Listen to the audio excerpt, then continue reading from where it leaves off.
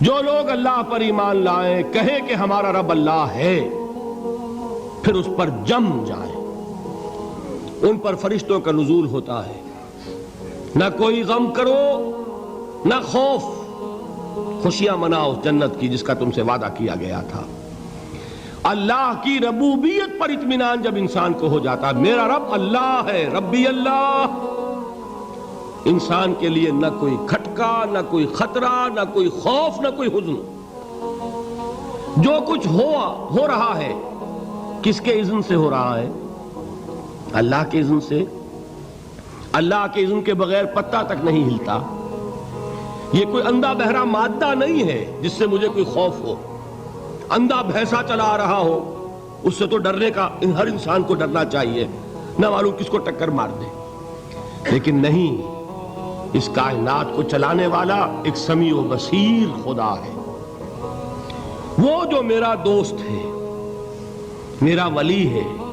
اللہ ولی الذین آمنوا یخرجہم من الظلمات الی النور۔ اللہ اہل ایمان کا ولی ہے، ساتھی ہے، پشت پناہ ہے، مددگار ہے، حمایتی ہے۔ بتائیے جسے یقین ہو جائے کہ اللہ میرا مددگار، اللہ میرا محافظ، اللہ میرا پشت پناہ، اللہ میرا حمایتی، اس کے لیے کوئی خوف ہوگا؟ اس سے کوئی ڈر ہوگا؟ میں مثال دیا کرتا ہوں ایک بہت سادہ، پنجاب کے دیہات کی۔ تو بڑا چودھری ہے اور کوئی غریب کسان ہے۔ اس غریب کسان کے جانوروں کو ہر وقت اندیشہ ہوگا چوری کا، کوئی میری بھینس کھول کر نہ لے جائے، کوئی میرا بیل کھول کر نہ لے جائے۔ لیکن جس کے بارے میں یہ سب کو معلوم ہو کہ وہ جو بڑا چودھری ہے وہ اس کا دوست ہے، اس کی بچیا کو کوئی خوف ہوگا؟ اس کی بھینس پر کوئی ہاتھ ڈالے گا؟ اسے کوئی اندیشہ ہوگا؟ نہیں۔ کیوں؟ کہ وہ بڑا چودھری، بڑا اس کا یہاں کا سردار، جاگیردار، سب کو معلوم ہے وہ میرا دوست ہے، کوئی میرے خلاف اقدام نہیں کر سکتا۔ اس دنیا میں یہ چھوٹی سی بات اگر آپ کے دلی اطمینان اور سکون کا باعث بن سکتی ہے تو ذرا تصور کیجئے۔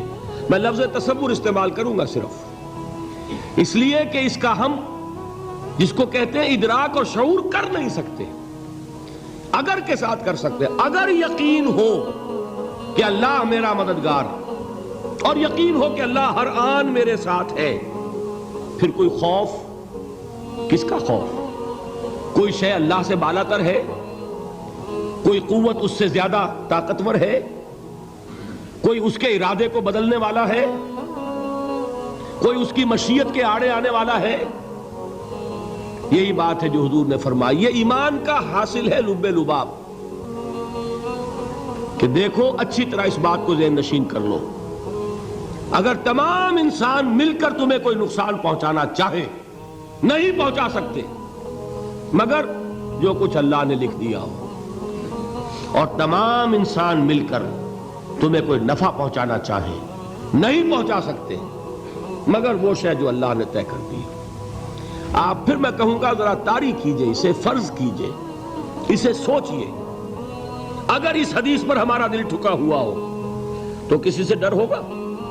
یہ مجھے نقصان نہ پہنچا دے، یہ میری رپورٹ خراب نہ کر دے، یہ میری انکریمنٹ نہ رکوا دے، یہ میرا یہ نہ بگاڑ دے، یہ میرے یہ نقصان نہ پہنچا دے۔ اس کا ڈر، اس کا ڈر، اس کا خوف، اس کی خوشامد، اس کے لیے جا کر طرح طرح سے اپنی عزت نفس کو ذلیل کروانا اس کے سامنے، یہ سب کچھ کیوں کرتا ہے انسان؟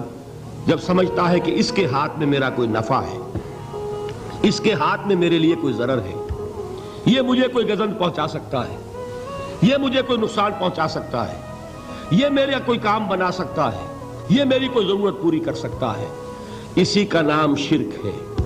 جہاں آپ نے یہ سمجھا کہ غیر اللہ کے اندر کوئی طاقت موجود ہے، وہی شرک ہے۔ بتوں سے تجھ کو امیدیں، خدا سے نومیدی، مجھے بتا تو صحیح اور کافری کیا ہے؟